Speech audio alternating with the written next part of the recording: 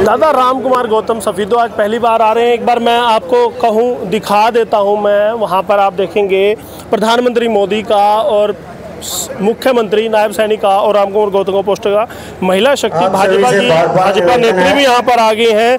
Madam क्या कहेंगे, आज राम कुमार गौतम जी आज पहली बार आ रहे हैं, महिलाओं के बीच आप लोगों को जाना होगा, उनसे वोट मांगने होंगे, क्या आसान होगा आपके लिए भाजपा के पक्ष में वोट डलवा पाना महिलाओं से? सबसे पहले कंचन टीवी का मैं हार्दिक अभिनंदन स्वागत करती हूँ, धन्यवाद करती हूँ। आप बहुत अच्छी और साफ सुथरी न्यूज़ देते हो। और सर हमारे लिए तो वही बात आसान ही है जी, बीजेपी के लिए वोट मांगना। 10 साल से यहाँ बीजेपी है तो बहुत अच्छे काम ही किए हैं, कोई गलत काम तो देखो बीजेपी पार्टी ने किया नहीं।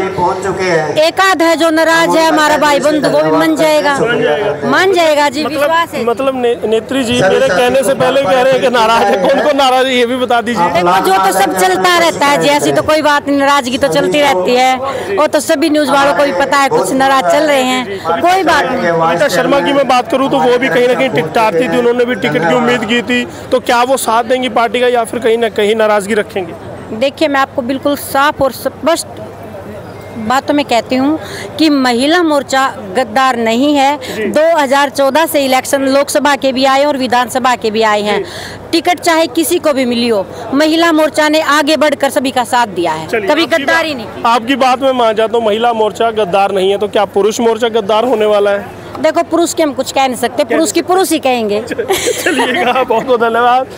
हमारे बीच वर्मा जी हैं, रामलती वर्मा, उनसे भी जान लेते हैं कि किस तरह से चुनाव को देखते हैं। रामलती जी अगर खड़े हो जाएंगे तो अच्छे से आपसे बात कर पाएंगे, और धीरे धीरे यहाँ पर संख्या है जो कार्यकर्ताओं की। मैडम राम कुमार गौतम आए हैं तो किसी तरह की कोई परेशानी आने वाली है या फिर बिल्कुल स्मूथ सा चुनाव रहने वाला है? परेशानी तो नहीं आएगी, लेकिन आंधी तूफान जरूर आएंगे। उससे इनकार नहीं किया जा सकता। ठीक है, और देखो सफीदावासी हमारी जनता बहुत समझदार है। हाँ, तो क्या लगता है कि जनता है, जनता से पहले तो मुझे लगता है कि आपको अपना कुनबा ही बचाना बड़ा मुश्किल होगा, अपने जो नेता हैं उनको एकजुट रखना बड़ा मुश्किल होगा, वो रख पाएंगे? नहीं, वो सारे एक है, वो कहीं नहीं जाएंगे क्योंकि वो बहुत ही वफादार है। हाँ जी, ठीक है। लगता है आज इस मंच से सभी दिखाई देंगे? मंच तो ये जिसको बुलाएगा वही आ जाएंगे, कोई दिक्कत नहीं है, वो तो तैयार है, कोई भी आ जाओ। सबको बुलाया नहीं गया? नहीं, सबको बुलाया, सबको बुलाया गया, सबको है। हाँ जी, सबको। आसान रहेगा चुनाव या फिर इस बार मशक्कत करनी पड़ेगी? देखिए हम तो भगवान से यही दुआ करते हैं कि सब आसान रहे और बिल्कुल स्मूथ जाए, और मतलब किसी को कोई नुकसान ना पहुंचे, भाईचारा बना रहे, मेरी तो यही इच्छा रहती है जी। ठीक है ना? रामलती वर्मा जी थे। भाटिया जी क्या लगता है इस बार का चुनाव आसान रहने वाला या मुश्किलें होने वाली है? देखो मुश्किलें तो आती हैं और मुश्किलों का सामना भी हमने करना है। वैसे हमारे लिए तो देखो कमल का फूल ही है जी, चाहे कोई भी लेकर आए हमने उसको जिताना है। तो तीसरी बार सरकार बना रही है भाजपा? पूरी उम्मीद है, और वैसे 99% तो उम्मीद है। लेकिन कांग्रेस भी कहती है कि 99% उनकी सरकार आ रही है। चलो वो अपनी कोशिश करेंगे, हम अपनी कोशिश करेंगे, हम सभी कार्यकर्ता तैयार है काम करने के लिए। चलिएगा एक और मैडम है, मैं जी महामंत्री जी, क्या गीता सैनी जी, क्या लगता है तीसरी बार भाजपा सरकार आसान रहेगा? ये कहना जितना आसान है, क्या होना भी इतना आसान रहेगा? आपके बीच में कहते हैं, देखो हम तो यही कहते हैं कि जितना हम बोलते हैं उतना हम करते भी हैं। जब हमें अपने ऊपर विश्वास है कि हाँ हम वोट मांगने में कामयाब रहते हैं, वोटों को जोड़ने में कामयाब रहते हैं, तो जिताने में भी कामयाब रहेंगे। सफीदों में पहली बार कमल खिला पाएंगे आप लोग? भैया जब लोकसभा इलेक्शन हुआ तो हमने कहा था कि सफीदों से जिता के भेजेंगे, और जिता के ही भेजा, और अब भी कहते हैं कि जिता के भेजेंगे, जिताएंगे। हाँ जी। जिनका हम जिक्र कर रहे थे कि वो कविता शर्मा जी टिकटारती है, वो यहाँ पहुँचेंगे कि नहीं, लेकिन भाई साहब वो पहुँच चुके हैं। कविता जी आगे आप कहीं ना कहीं कयास लगाए जा रहे थे कि शायद नाराज ना हो कविता शर्मा जी की टिकट कटी है। नहीं जी, एक्चुअली हम संगठन के सिपाही हैं, कमल का फूल देके जहाँ भेजेंगे हम तो हमेशा तैयार रहते हैं। हाँ, लाइन में होते हैं कि भी टिकट की लाइन में तो हम भी, महिलाओं का अधिकार है जी, पर अब हमें संगठन ने जो आदेश दिया है, निर्देश दिया है, बिल्कुल 100%। लेकिन सफीदों में अब तक कमल नहीं खिल पाया, ये भी बड़ी चुनौती रहने वाली है। क्या इस बार कमल खिला पाएंगे?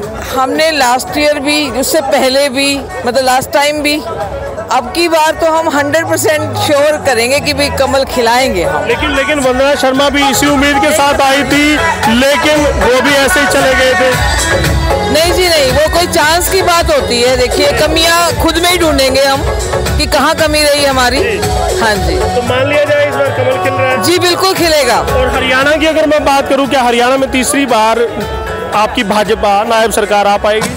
बिल्कुल, तीसरी बार हरियाणा में भाजपा की ही सरकार आएगी। अभी भी हम गांव के दौरे से आए हैं, इसीलिए लेट हो गए, क्योंकि हमने तो 3 दिन पहले ही अपना कार्य सब बहनों ने शुरू कर लिया था।